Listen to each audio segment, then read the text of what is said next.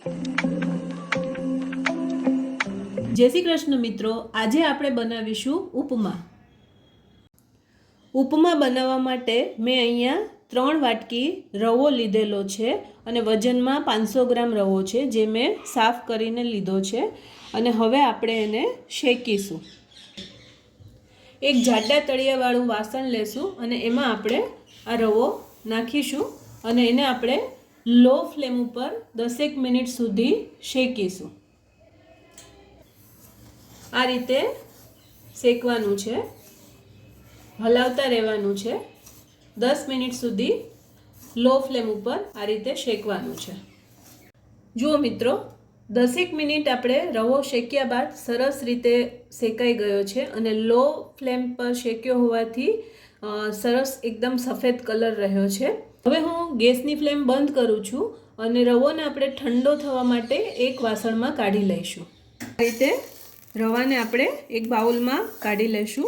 ઉપમા બનાવવા માટે જોઈતી સામગ્રીમાં મેં અહીંયા 3 મોટી ડુંગળી સુધારીને રાખેલી છે, 2 ટમેટાં, 1 ગાજર, કોથમીર ધોઈને સુધારીને રાખેલી છે, વઘાર માટે લીમડો અહીંયા 8 થી 10 પત્તા, 10 જેટલા મરચાં, મોળા મરચાં છે એ સુધારીને રાખેલા છે. મરચાં તમે તમારા ટેસ્ટ પ્રમાણે વધારે કે ઓછા નાખી શકો છો. અને 4 ચમચી જેટલી અડદની દાળ, જે આપણે વઘારમાં યુઝ કરીશું. હવે આપણે 5 મોટી ચમચી તેલ લઈશું. મિત્રો, આપણું તેલ આવી ગયું છે. હવે વઘાર માટે અહીંયા 2 ચમચી રાઈ. રાઈ તતડી જાય એટલે આપણે અડદની દાળ નાખીશું. અડદની દાળ થોડી લાઇટ બ્રાઉન કલરની થાય ત્યાં સુધી શેકાવા દેવાની. જુઓ મિત્રો, આપણી અડદની દાળ લાઇટ બ્રાઉન થઈ ગઈ છે. હવે આપણે હિંગ નાખીશું. અડધી ચમચીથી થોડી ઓછી હિંગ, ત્યારબાદ લીમડો, ત્યારબાદ ડુંગળી નાખી અને ગેસની ફ્લેમ હાઈ કરી અને આપણે અહીંયા અડધીથી 1 મિનિટ માટે સાંતળીશું. ડુંગળી સતળાઈ ગઈ છે. હવે આપણે ટમેટાં નાખીશું, ગાજર નાખીશું અને બધું પ્રોપરલી સાંતળીશું. હવે આપણે મરચાં નાખીશું. મરચાં આપણે પછીથી નાખીશું જેથી કરીને એ ઓવરકુક ન થઈ જાય.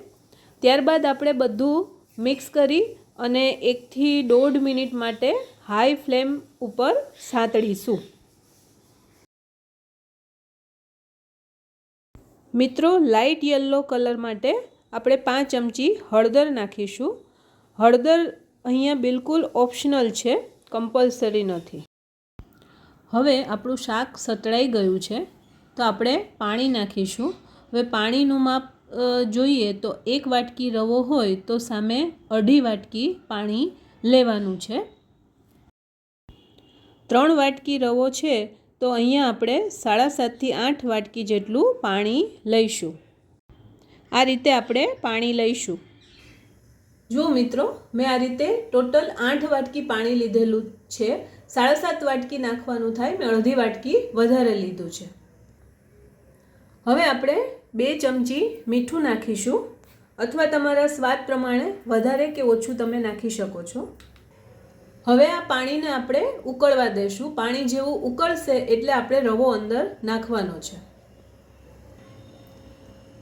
આપણે અહીંયા 1 ચમચી જેટલું દેશી ઘી પણ નાખીશું, એનાથી ઉપમાનો સ્વાદ સરસ આવે છે.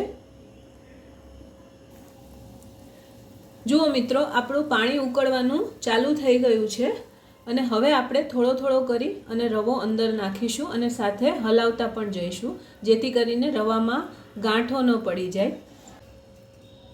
હવે આપણે ગેસની ફ્લેમ લો કરી અને થોડો આ રીતે રવો નાખતા જશું અને હલાવતા જશું. આ રીતે મિત્રો, આપણે ઓછા તેલમાં જ ઉપમા બનાવીએ છીએ એટલે વધારે હેલ્ધી બનશે અને ટેસ્ટમાં તો એકદમ સરસ લાગે છે. તો મારી રેસીપી તમે જરૂરથી ટ્રાય કરજો. આ રીતે થોડો કરી અને આપણે બધો જ રવો નાખીશું. જુઓ ફ્રેન્ડ્સ, આપણે બધો જ રવો નાખી દીધો છે અને રવાએ બધું પાણી એબ્ઝોર્બ કરી લીધું છે અને આવી રીતે આપણે હલાવતા જ રહીશું સતત.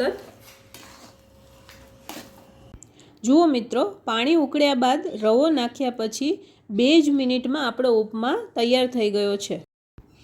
આ ખૂબ જ ઝડપથી બની જાય છે અને ખૂબ જ ટેસ્ટી બને છે. બીજું, તમારે વટાણા, કોબી જેવા કોઈ બીજા વેજીટેબલ એડ કરવા હોય તો કરી શકો છો. એ ખૂબ જ ટેસ્ટી લાગશે. મિત્રો, જો તમને થોડો સ્પાઇસી ઉપમા ભાવતો હોય તો તમે ઉપરથી થોડું લાલ મરચું એડ કરી શકો છો. મિત્રો, આપણે હવે કોથમીર નાખી અને સર્વ કરીશું. જુઓ મિત્રો, આપણો સ્વાદિષ્ટ ઉપમા તૈયાર છે, જે પચવામાં ખૂબ જ હલકો છે અને ટેસ્ટમાં બેસ્ટ છે. બીજું, એમાં બહુ બધા વેજીટેબલ્સ હોવાથી વધારે હેલ્ધી બની જાય છે. તો જરૂરથી મારી આ રેસીપી ટ્રાય કરજો.